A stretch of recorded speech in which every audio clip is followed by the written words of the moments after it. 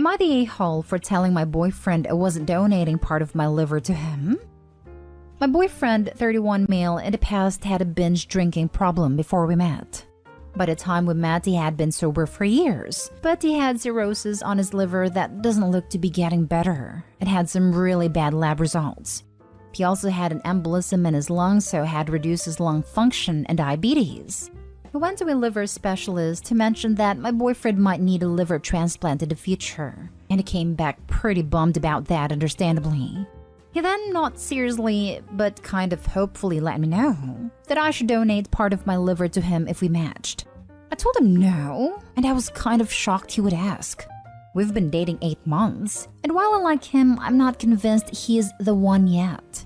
He has a lot of qualities I like, but some that drive me up the wall, including having poor personal hygiene and not looking after his diet and eating mostly fast food, which probably caused the diabetes. He was surprised, and then tried to cover it up, saying he didn't expect it and was just joking.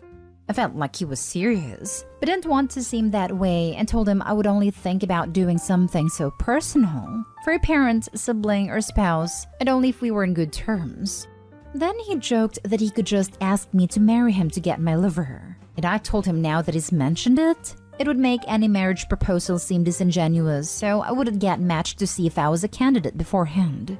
He got serious and told me the liver isn't a big transplant and I would still be able to keep part of my liver. I told him it doesn't matter that the liver regenerates. I wouldn't even think about doing it for just a boyfriend. He got offended and said he would do it for me if the situation was reversed. But I said the problem is the situation isn't reversed, so I'm not convinced he would just because he's spouting platitudes.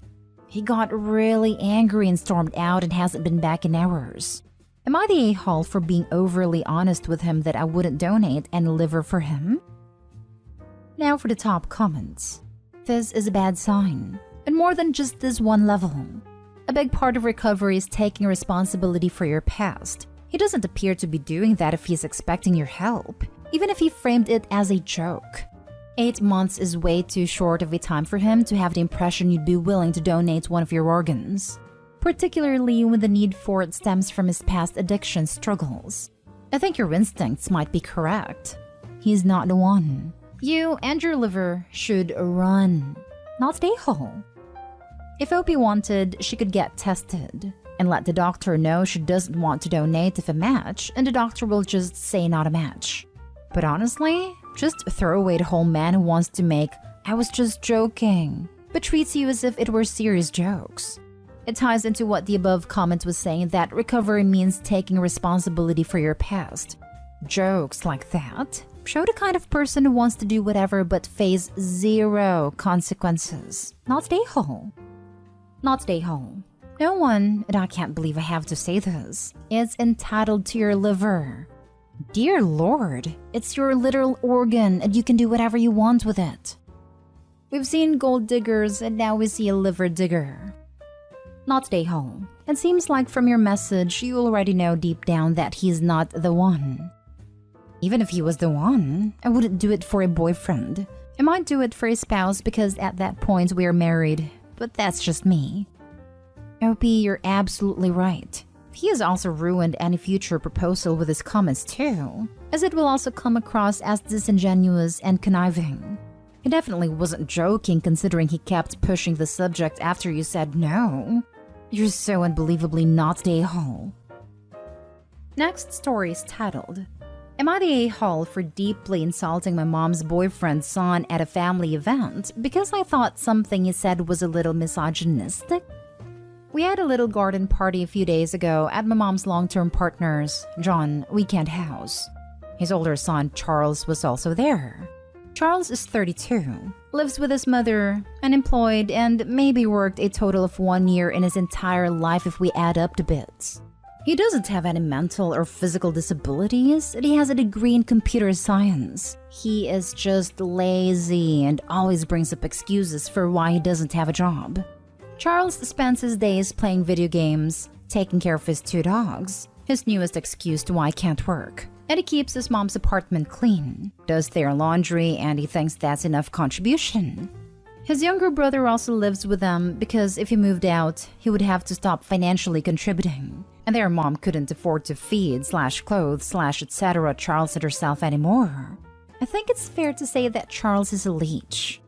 At one point in the conversations, Charles was asked if he is dating anyone / goes on dates. He replied, "Nah, I'm not interested. Those S-words are not good for anything. They only want my money. I'm not going to let myself be used by anyone." Well, I really didn't like how he referred to women as S-words, and I found it ridiculous that he was afraid of women wanting his money, as he doesn't have any and mooches off of his mother and brother. So I laughed at his face and asked him, "What money?" That he is just a useless, broke loser who is using his poor mother, leeching off of her, and he provides no value to the world. He is a burden on everyone around him. He just said that he contributes more than enough, that I don't know what the hell I'm talking about, and that his mother owes him a lot then left. I'm not going to say that I feel bad about Charles, because I don't. But John looked so sad and devastated, and I kind of ruined the party. John is a great guy, and I feel bad for him. I know he blames himself for Charles. Am I the a-hole for insulting John's son in front of John? Do I owe John an apology? Not the a-hole. John is sad because he knows what you said is true.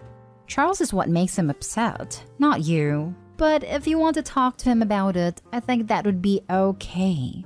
Maybe start by apologizing for allowing yourself to get drawn into an argument at a party, because that is a legitimate thing to apologize for. Opie could have stopped at, "What money?" It was John's party and Opie should apologize. Being right also means handling it effectively, not just spewing words. There's also a bunch of other better words to use for women than S-words, so it looks like everyone made choices that day. If Charles had used the N-word or said something about gay people, not a single person here would find that Opie out of place. But misogyny is so ingrained, it doesn't have the same impact. He deserves to be called out, shamed, and ridiculed. If Opie had addressed the misogyny, that would be different. She didn't. None of what she said addressed how he spoke of women. It was all personal insults. Nothing she said is going to make him rethink anything. She said his life provides no value, but her tirade provided no value to the cause she claimed to be fighting for. I really feel like this is objectively and everyone sucks here, but I'm going with my gut and giving you an not the a-hole. You are 100% correct for calling out the disgusting comments and spoke the truth to put the child in his place. But you probably violated time, place, and manner in how you went about it. He certainly has it coming, and could probably benefit from being called out on his situation. Apologize to John, but explain why he blew up. Yo, Charles, nothing. Next story. Am I the a-hole for not letting my dad's girlfriend force me to keep kosher? Alright, so my 16 female dad has been dating this new woman, Natalie, for around 3 years now. She's fine or whatever. I don't really talk to her much, but she's always been nice to me, except for being extremely weird about her kitchen. For reference, Natalie is Jewish and me and my dad are not. Natalie keeps kosher very strictly, which for people who don't know, meaning she won't even eat off plates that have touched non-kosher food. Eat at non-kosher restaurants or even in our houses is not kosher. There's a lot of other rules, but it would take me forever to list them all. All you have to know is she's strict about her food. And even though she's never tried to force this on me or my dad, and we don't care that she doesn't eat out / in our house, I'm getting annoyed at how anal retentive she is about her apartment. If you visit her, she asks that you not bring non-kosher food and let her cook for you. She's a great cook and always makes sure we have something to eat. But sometimes I want to eat bacon or shrimp or something, and I think it's weird to tell your underage guest they can't do that in your house even if they don't use your utensils? On to the conflict. Basically, I bought a cheeseburger with a side of popcorn shrimp on my way to her apartment, since my dad and I are staying the night. I didn't feel like eating it in the car or at the restaurant because it's weird to eat by yourself, so I brought it inside. I used one of Natalie's plates to set the food on, cause I guess I didn't just want to eat out of the bag. I don't know. But anyway, she saw me and my dad started freaking out on me about how could I disrespect her like this. Natalie went into her room. But like at the end of the day, I feel like she's over twice my age, and getting mad at a child for being hungry? Plus, I was going to wash the plate she literally never would have known. So I feel like she's just being weird and strict to feel different. Am I the a-hole? Now for the comments. Look, dude, I get it. I've been an atheist just about all my life. And for the most of that time, I thought religion was pretty silly. I still don't have faith. But I've come to learn that if folks need structure to their spirituality, who am I to criticize as long as it's not harming anyone? More to the point, these kosher rules, which may seem like nonsense to you and me, are clearly very deeply important to Natalie. It was communicated to you how important they are to her and how seriously she takes them. And you absolutely 100% disrespected Natalie's deeply held beliefs in her own home. If she was coming over to your house and forcing you to be kosher or whatever, I'd be on your side 100%. But in this case, you're the a-hole. Yeah, basically came to say the same. She has not pushed her beliefs on you. She's being respectful to you and your dad when she's at your place, so return that favor. You're fully aware of how she is and how strongly she practices her beliefs, and you just didn't give a damn. You're the a-hole. Me too. Her home, her rules. Abstaining from pork and shellfish during those periods doesn't harm you. You're the a-hole, and because this can't be emphasized enough, her home, her rules. You're the a-hole. First of all, stop pretending you were just a hungry child. A cheeseburger with a side of popcorn shrimp? You literally ordered the two least kosher things you could think of in a combination that almost no one orders. It is her house. You don't live there, and there are so many options available to you to eat and still respect her religion. Or you could have eaten at a car, but you didn't feel like it. You're being a brat, and you know it. You're acting like this is some strange set of rules she's made up out of nothing just to mess with you. Which, even if it were so, she should be respected in her home. But it's a fairly well-known set of rules practiced by major faith. Take time to reflect on why you are so bothered about how this woman runs her home in which you do not live. Apologize and buy her a new plate. Also, didn't feel like eating out of the container, so she had to use a plate. Containers would still be rude to do in a kosher home without explicit permission anyways, but at least it's not unkoshering someone's dishes.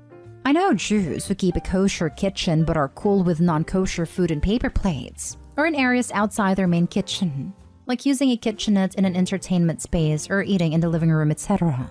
This just sounds like a deliberate slap in the face to Natalie and her beliefs. Also, the statement that they intended to wash up and put the unkoshered plate back without Natalie knowing? I do not know where to start with the lack of ethics that implies. Like, I am not Jewish, and I cannot imagine doing this to my worst enemy.